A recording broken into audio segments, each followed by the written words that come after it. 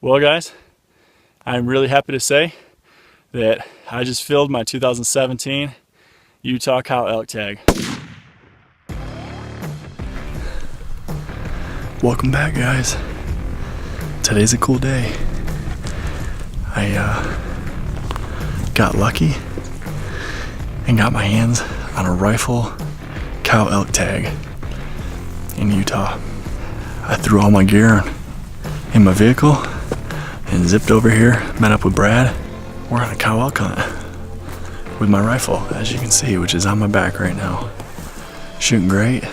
We've got an hour and a half left of light right now tonight. We're in an awesome spot. So I'm gonna be quiet and I'm gonna put this down and we're gonna get hiking. Brad's been hunting in this area for deer and he's actually been calling in some bulls just for the fun of it, but there are elk in here and we're gonna go get a big old fat cow.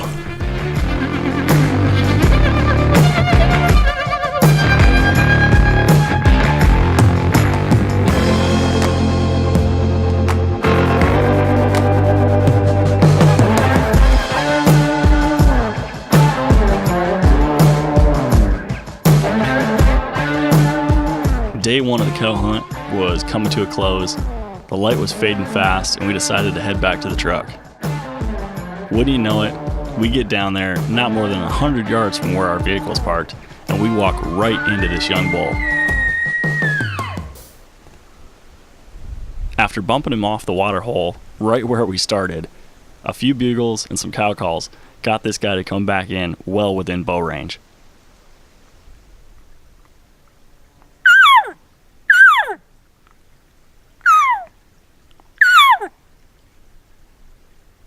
Now, after going the whole bow season with nothing within range, this was pretty exciting, and we had this guy probably inside of 40 yards, dead to rights.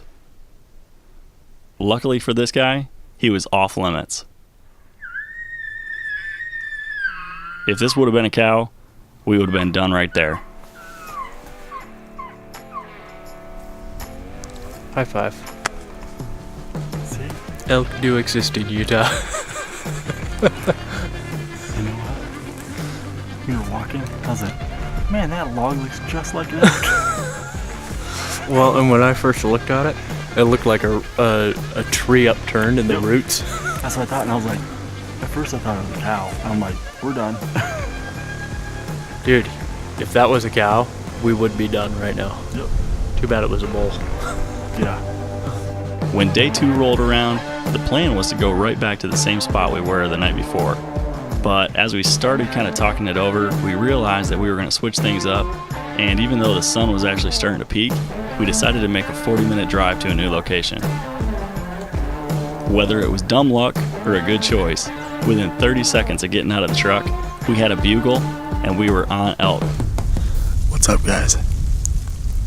It's the morning of the second day of this cow hunt, and we've got at least one bull in the trees right in front of us.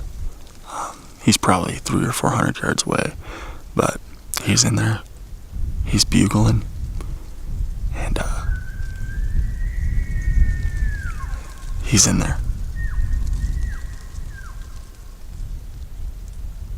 So anyway, we're gonna attempt to call him out of these pines, and we're hoping he's got some cows with him. If that's the case, could be a really good morning.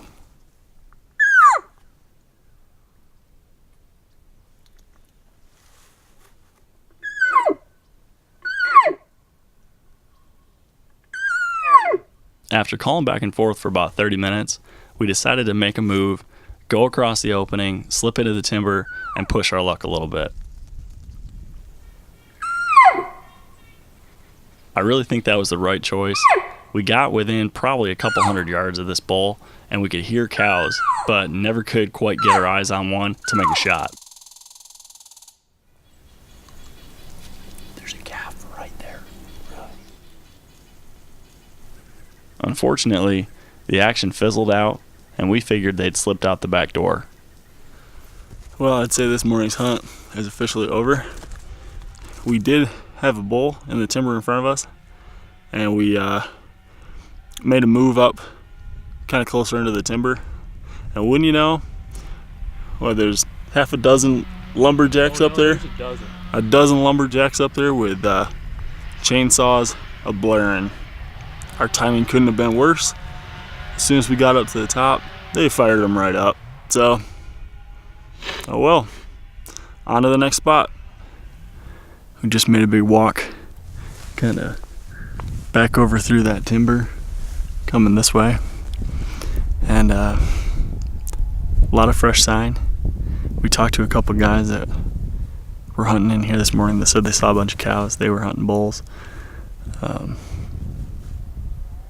So I think we're gonna go grab some lunch or something, eat some food, and regroup for tonight's hunt. But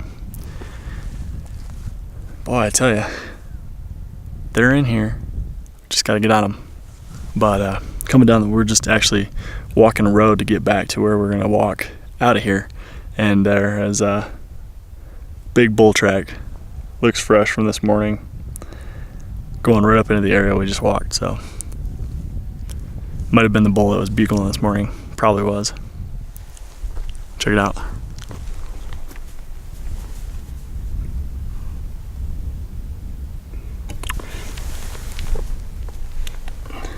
Yeah, I'd say that's a good sized bull.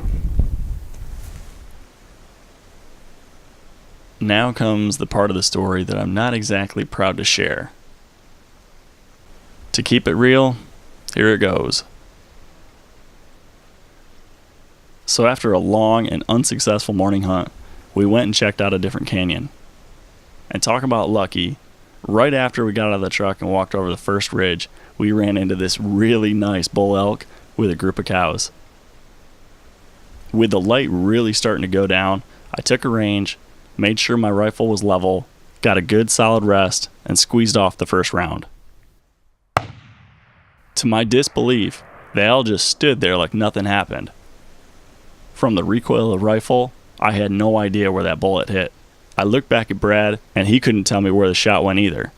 So in my mind, I'm feeling like I jerked the trigger and pulled the shot. With time really running out, I quickly go down and get a closer shot.